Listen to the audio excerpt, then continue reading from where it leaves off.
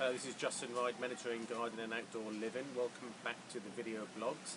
Here we are in Asia, specifically Thailand at the moment, and what we've been looking at is different plants, flowers and the fauna over here that we actually will see on our own doorstep in our Iberian gardens.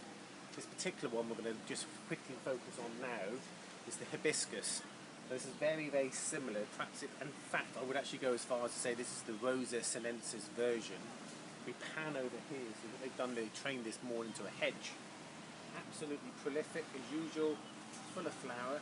Now the ones we get back into Spain and Portugal are probably a little slightly bigger than this, but it's got the familiar petals of the hibiscus we see, and there's a slightly yellow stamen, but they're a lot smaller here, which I've noticed. But they're again full of bud.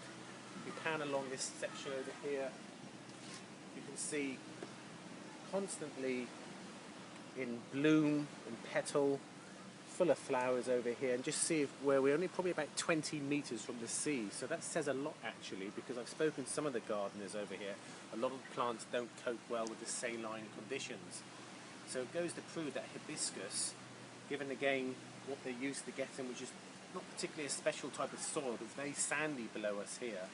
And this particular plant here is growing, not getting hardly any attention at all, but it's a prolific hedge. Just one other thing to say, what they do over here as well, they actually just take the petals off and just drop them in water, and they look very ornate. We'll show that later on another blog. But if you want to make a tea out of this, take the green foliage out, remove that stamen there. Now if you put several of those and steep them in warm water, you'll have a real sort of cranberry-esque type of tea, which tastes absolutely beautiful, warm or chilled.